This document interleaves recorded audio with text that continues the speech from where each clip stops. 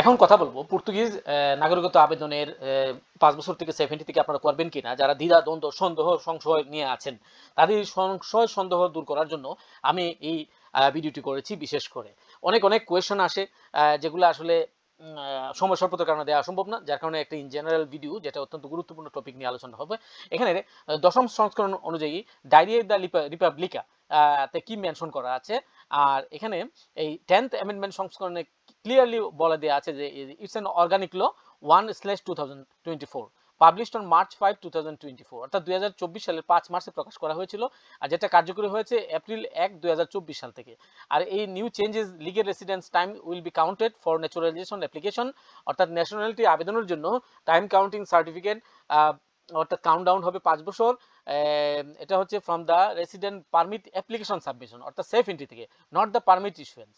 ঠিক আছে, এখন অনেকে প্রশ্ন করবেন এটা কি কার্যকরী হয়েছে। আমি বলবো আবেদন গ্রহণ করা কার্যকরী হয়েছে।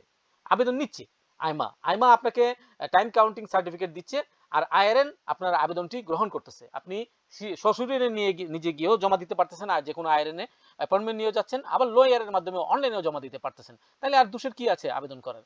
যারা আবেদন করতে চাচ্ছেন না, আপনারা এখানে 1 বছর পিছিয়ে যাবেন কাছাকাছি। আপনারা যদি পিছিয়ে যেতে চান তাহলে কে বাধা দিবে? আমরা এখন এই যে ডায়রিয়া রিপাবলিকা পন্ট পিটি, অর্থাৎ এটা হচ্ছে আপনার পর্তুগিজ সরকারের গেজেট। পর্তুগিজ সরকারের গেজেট আপনারা চোখ বুলাই নেবেন। এই যে এখানে বলে দেওয়া আছে অর্গানিক ল 1/2024। হ্যাঁ, এটা এখানে দ্য 5th দ্য মার্চু। ঠিক আছে, এখানে এখানে আপনার এই যে আর্টিকেলগুলো রয়েছে, আর্টিকেলগুলো অনুবাদ করবেন। এখানে পর্তুগিজ ভাষায় আছে। এখানে পর্তুগিজ তো ইংলিশ করা সম্ভব, বাট আপনারা একটা কপি করে গুগল ট্রান্সলেটরে গিয়ে ট্রান্সলেট করে দেখতে পারেন। এখানে আছে। তারপর আপনার নিচের দিকে যাবেন, এখানে কি কি লেখা আছে এগুলো সব ট্রান্সলেট করবেন। ঠিক আছে, এখানে ক্লিয়ার বলে দেওয়া আছে এসব পয়েন্টগুলোতে। যাই হোক, এবার আমরা আসি। আমি একটু অনুবাদ করেছি।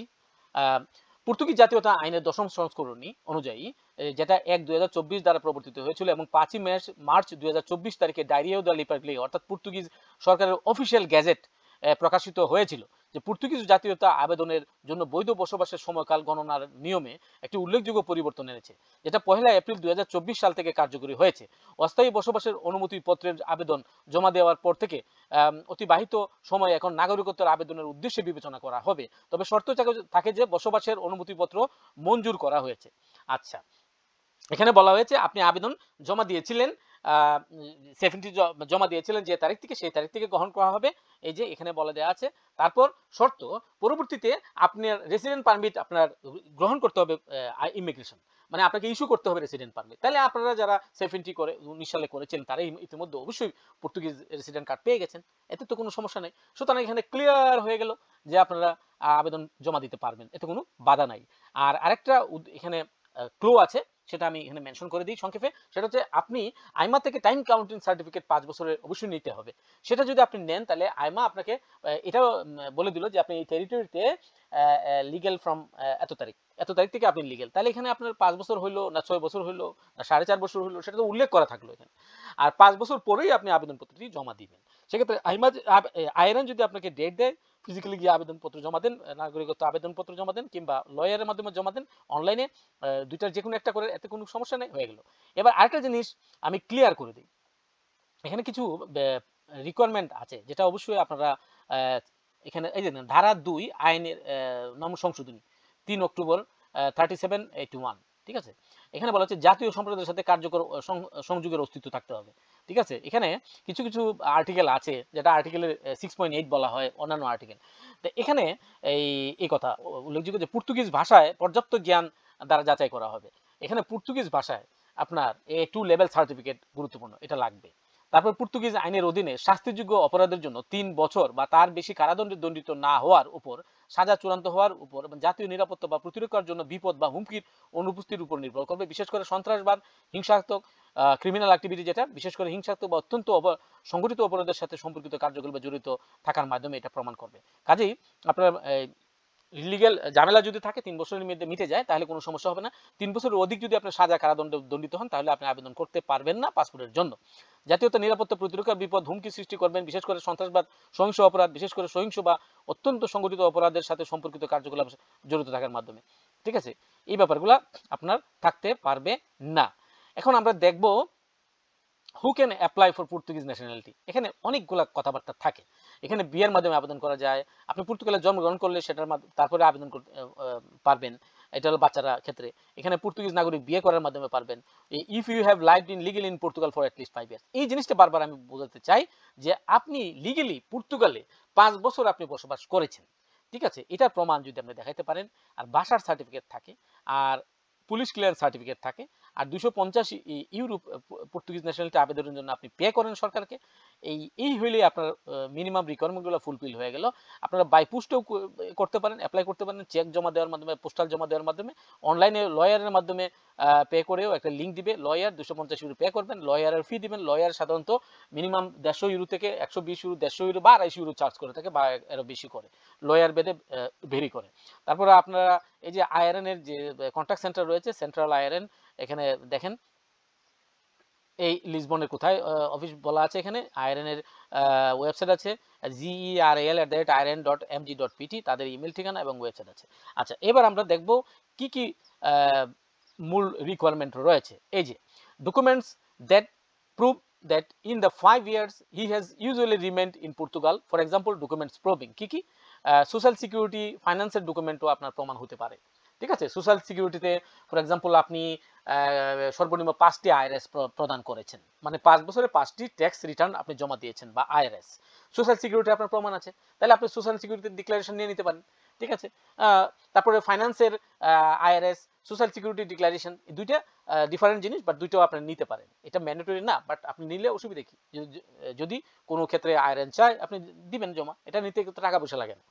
হু অ্যাটেন্ডেড ইন এডুকেশনাল এস্টাবলিশমেন্ট, আপনি যদি এডুকেশনাল এস্টাবলিশমেন্ট বা কলেজ ইউনিভার্সিটিতে পড়ে থাকেন, সেখানের ভর্তির ডকুমেন্টেশন, এগুলা প্রমাণস্বরূপ সার্টিফিকেট, এগুলা দেখাইতে পারেন। হ্যাঁ, ইয়োর অ্যাড্রেস ইন পর্তুগাল, পর্তুগালের আপনি জুনতা টাইম কাউন্টিং সার্টিফিকেট, অর্থাৎ ফার্স্ট জুনতা যেটা আপনি পর্তুগালে ঢোকার পরে করেছিলেন প্রথমটা, সযত্নে আমি রেখে দিতে বলি আগে থেকেই, এইগুলো যদি থাকে দেন আপনি জমা দিতে পারবেন, ঠিক আছে।